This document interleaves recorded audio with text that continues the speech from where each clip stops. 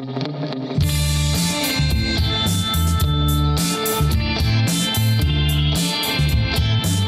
þá höldum við áfram með föstudagsþáttinn. Vest-Norden ferðakaupstefnan verður haldin hér á Akureyri í næstu viku. Velkomin, Halldór, þú ert frá Markaðsstofu Norðurlands. Markaðsstofu Norðurlands. Og þið eru að halda utan um þetta? Við erum komið með þessu verkefni að hluta til, en þetta er í rauninni þannig að Íslandsstofa, sem er í rauninni okkar kynningarapparat fyrir allt Ísland, hefur semst sitt sæti í nefnd sem á þessa sýningu. Og þessi nefnd heitir NATA eða North Atlantic Tourism Association. Og Vest-Norden er í rauninni verkefni þeirra. Og í nefndinni eru semst 3 lönd. Það eru Færeyjar, Grænland og Ísland. Og við erum svo kannski svolítið heimaaðilar hérna. Að fá hana hérna á Akureyri og hérna á Norðurland. Þar komið þið sterkir inn. Já. Og segðu okkur nú aðeins hvað við eigum í vændum, eða kannski ekki við, en þeir sem sækja ráðstefnuna. Hvernig er þetta í laginu? Hvernig lítur þetta út? Hvar fer þetta fram? Sko, þetta fer fram bæði í höllinni og í Hofi. Þetta virkar þannig eins og svona margar kaupstefnur að það koma margir aðilar saman á sama stað frá öllum heimshornum og það verða náttúrulega fundir. Þarna koma sem sagt svo kallaðir kaupendur, þeir sem vilja senda fólk til okkar áfangastaða, koma til okkar og við stillum okkur upp í básum og þetta er svolítið svona eins og stefnumót. En þeir sem er að bjóða upp á sínar vörur, það eru þessi 3 lönd. Og Vest-Norden snýst það að Íslendingar, Grænlendingar og Færeyingar koma saman undir sama þæki og bjóða sem sagt kaupendum út allan heim til þess að koma að hitta sig í 2 daga. Já, kaupendurnir geta verið alls staðar að úr heiminum. Já, þeir geta verið frá Bandaríkjunum og Kína og í rauninni bara frá Danmörku og allt þar á milli. Og veistu hvernig samsetningin er í ár? Veistu hvaðan kaupendur eru?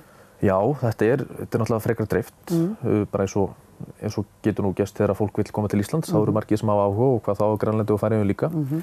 Það eru náttúrulega frekar margir kannski frá Mið-Evrópu og svona þeim löndum sem eru nær okkur, en það eru nöfn sem eru alveg langt í burtu, þarna inni líka. Langt í burtistan, bara mættir. Já. Og þetta er í 2-3 daga? Já, þetta virkar í rauninni þannig að það eru 2 formlegir dagar þar sem að það er dagskrá á svæðinu. En Vest-Norden í rauninni byrjar á sunnudaginn. Þá eru sem sagt þessir kaupendur á koma til landsins og þá nýtum við tækifærið og erum að ferðast með þá svæðið. Þannig að allir sem eru að koma hérna sem kaupendur hafa tækifæri á því að skrá sig í ferðir og geta þá skoðað Norðurland eða Vestfirði eða Suðurland eða Reykjanes eða Vesturland eða Austurland í rauninni. Það er bara landið alveg allt undir. Það er allt undir og þessar ferðir sem byrja á sunnudaginn og það enda á mánudaginn, á mánudagskvöld og þá í rauninni þá eiga allir að vera komnir á Akureyri, bæði kaupendur og seljendur sem eru svona 600 talsins.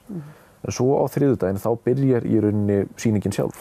Og þá byrjar þetta á svona formlega hittu þar sem að þessi 3 lönd kynna sig, Ísland, Færeyjar og Grænland, fyrir þessum kaupendum og meðan að þeir sem eru að fara að selja vörur koma sér fyrir í höllinni. Og svo eftir þessar kynningar sem að verði í Hofi, þá fara allir upp í höll og þá byrja fundir þar sem að fólk fer að tala saman sínar vörur. Þetta er ekki þannig að fólk svona ráfar á milli bása og svona smakkar og kíkir, heldur virkilega í fundir? Já. Það er semst búið að vera að bóka fundi núna á annan mánuð, þar sem að fólk skipuleggur sig. Þú ert bara með 23 pláss í rauninni sem þú reynir að fylla. Og þessir þú ert að vera búin að vinna heimavinnuna þína ef þú ert kaupandi. Þú ert búin að vera að skoða hverjir eru þarna og hverjir höfum við áhuga á og búin að svona læna upp fundunum þannig. Já, og svo sem seljandi þá kannski sérðu mögulega nýja kuna. Þá ert þú líka búin að vinna þína heimavinnu og reynir þá að sækja fundi til þessara kuna til þess að í rauninni bara. Já, því að seljendurnir geta líka sóst eftir einhverjum fundum. Þetta er ekki bara á einn veginn. Nei, fyrst koma kaupendur og taka sín pláss sem að þeir vilja fá og svo geta seljendur tekið við og þeir þá reyna að sækja auka viðskipti. Og þegar þeir að skipuleggja þessar ferðir svona í kring, eru þið þá að passa að allt sé kynnt á svæðinu eða hvernig veljið þið úr svona? Sko, já, í rauninni ef við tölum þessar ferðir sem eru fyrir, þá náttúrulega nefndi ég nú alla landshluta á Íslandi nema Reykjavík, en vissulega eru þau með líka. Og svo eru semst ferðir líka á sýningunni. Og það er nýjung á Íslandi í rauninni, hefur allavega ekki verið gert lengi. Að á þessum sýningartíma sem eru þessir 2 dagar, þá eru 6 tíma, ef ég má sletta á ensku, slott þar sem að fólk fer og skoðar vörurnar. Og þá er verið að einblína svolítið á Akureyri og svona klukkutíma akstursfjarlægð frá Akureyri á þeim tíma. En semst fyrir sýninguna frá sunnudags til mánudags, þá erum við að skoða semst það sem er lengra frá Akureyri. Og í þessu 6 tíma slotti náðu þið þá að kynna allt eða verðið að velja úr eða hvernig er það? Við náttúrulega erum svo heppin að við getum ekki kynnt allt á 6 tímum. Það er svo mikið í boði. Það er svo mikið í boði. Það eru 15 ferðir, þannig að við náum nú að kynna frekar mikið. Og radíusin náttúrulega ekkert stór. Þetta Siglufjörður, Skagafjörður, að Akureyri og allt þar á milli og svo svona Mývatn, Húsavík og að Akureyri og allt þar á milli. Og við náttúrulega bara þeirra gæfu gett að hér mikið að gerast, mikið að sjá, mikið að skoða. En þetta vissulega tækifæri til þess að bara sýna góðan hluta því sem í boði og við bara væntum þess að fólk sjá að þarna eitthvað nýtt og muni í kjölfarið koma eða allavega senda sitt fólk hérna á okkur svæði í meira mæli. Og þeir sem hafa skráð sig nú þegar til leiks, þetta eru alls konar fyrirtæki, ekki satt? Þetta eru hótel, þetta eru bílalegur, þetta eru jafnvel bara veitingastæðir. Já, og náttúrulega afþreyjingafyrirtæki og rútufyrirtæki og allt þar á milli, sko. Á sem sagt fyrirtæki frá Norðurlandi sem á sýningunni eru 38. Og það alltaf að taka það fram að taka þátt í svona sýningu, þetta kostar vissulega smá fjármagn. Þannig að það bara að hafa 38 fyrirtæki á svæðinu þetta er nú bara nokkuð gott. Og það er lítill hluti af heildarfjölda fyrirtæki sem að starfi í ferðaþjónustu á sviðinu. Hefði verið pláss fyrir fleiri eða er smekkfullt hjá okkur? Það er í rauninu fullt, það má segja það. Já, höllin verður full og það er náttúrulega svo sem alltaf hægt að skipuleggja öðruvísi og breyta básakerfi og koma fleirum fyrir. En eins og var lagt upp með þetta núna þá er fullt. Og veistu töluna yfir fjölda bása? Ég man nú ekki nákvæmlega tölun yfir fjölda bása, en ég er með þessa tölu svona 600 mann sem að koma hérna saman í heildina. Og það náttúrulega geta verið fleiri en einn á bak og hvern bás og þar fram með tökvötunum. En sýningin allavega er bara vel bókuð og við erum bara mjög glöð að fá hana hérna á Norðurlandi aftur. Það verður allt krökkt af fólki í bænum. Já, náttúrulega mikið kannski inn í húsum en þetta mun sjást á kvöldin og í hádeginu. Eitthvað stað það fólk að borða, gista. Það er náttúrulega allt fullt í gistingu og fólk fer á veitingastæði bæjarins í hádeginu sem dæmi og þannig að hann er að kynnast Akureyri aðeins. Já, og það er svona hluti af þessu líka. Þetta náttúrulega skilur eftir sig en sko stóra myndin í þessu er ekki bara það sem er verið að skilja eftir þessa nokkra daga. Það hvaða sambönd myndast og hvað gerist í framhaldinu. Nákvæmlega, sko. Einn einstaklingur getur komið 5.000 manns á næsta ári. Einn getur komið 2, einn ekki neitt, sko. En þú þarft náttúrulega svona vettvang til þess að láta eitthvað gerast og allavega að byrja eitthvað samtal. Og þetta náttúrulega snýstu það, svona sýning. Og þið hljótið hafa heyrt svona sögur þar sem að hlutir hafa gengið vel og gengið upp eða þáu þið svona upplifun þáttakanda, heyrið þið af því svo seinna? Hvernig gekk og svona? Já, og það er náttúrulega bara rosalega mismunandi hvernig fólk líka fer inn í svona markaðsverkefni í rauninni. Hvaða árangur það vill ná. Stundum er þetta í rauninni bara að halda tengslu við núverandi kúnna, sumir eru að sækja nýja. En þetta er náttúrulega bara vettvangur þar sem að þú í rauninni í staðinn fyrir að fljúga til 20 landa þá getur þú hitt fólkið á sama stað og mögulega sýnt þeim þína vöru í leiðinni. Eitthvað sem að við Akureyringar þurfum að hafa í huga nú þegar það fyllist alltaf fólki?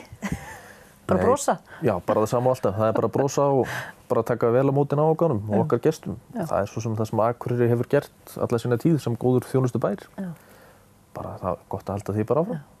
Er ekki búið svolítið álag á ykkur að halda utan um þetta? Er ekki pínu lúin? Jú, en eins og ég segi, sko, þetta náttúrulega stórt heimi og þeir sem að halda utan um þetta er náttúrulega, það er búið að vera að halda þessa sýningu síðan, sko, 90 og eitthvað. Já, þið eru ekki að finna upp hjólið, þið kunnið þetta. Nei, já, og það er í rauninni, sko, það sem að við komum með að sýningunni, heima fólkið er í rauninni að Akureyrarbær kemur myndarlega að því að láta þessa sýningu gerast. Við tökum þátt í miklu skipulagi sem að tengist á ferðum og tengslu við þessi fyrirtæki á svæðinu. Mörg Excel-skil. Já, nákvæmlega. Og svo náttúrulega eru til fyrirtæki, eða semst svo er fyrirtæki sem að sér básana sjálfa, fundarbókunarkerfið. Íslandsstofa náttúrulega heldur utan svona almenna kynningu á þessu. Þannig að þetta er ekkert verkefni sem að við erum að gera. Þetta er verkefni okkar allra og það náttúrulega, eins og segir, komið reynsla á þetta. Þetta var hérna síðast 2010. Það er mikið búið að gerast í ferðaþjónustu síðan þá. Finnst þér þetta að stækka síðan þá? Hefur ykkur tilfinningu fyrir því? Þetta hefur vissulega stækkað, en Vest Norden svo sem hefur alltaf verið öflugur vettvangur og hann er svipaður. Það eru aðalega kannski breytingarnar og þessar tölur og baku hvern og einn sem að þeir eru að skila til svæðana. Viðskiptin hafa sérstaklega stækkað, þó að fjöldi þáttakenda sé kannski svipaður. Jú, vissulega eitthvað herri. Þá eru bara ekki sömu tímar 2018 og 2010 ferðaþjónustu. Það er kannski stóra breytingin sem að litar okkur öll sem að störfum í þessum gera. Og við höfum engar áhyggjur af því þó að fjölgun sé að það sé hægjast á fjölgun ferðamanna? Erum við ekki bara sultuslöka við því? Það var svolítið mikið Jú, vissulega náttúrulega. Mikil fjölgun alltaf? Það var svo sem alltaf talað um það og vitað að við myndum ekki sjá 20-30% fjölgun á ferðamönnum til landsins hverju sinni.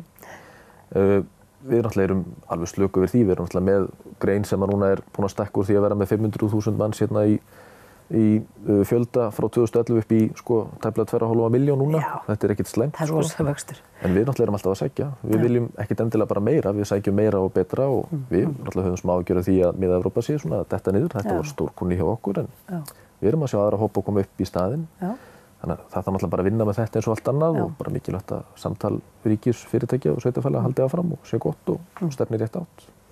Þetta flott. Takk kærlega fyrir að koma í þáttinn, Halldór, og bara gangi ykkur vel á Vest- og Norden kaupstefnunni. Já, takk fyrir það. Takk.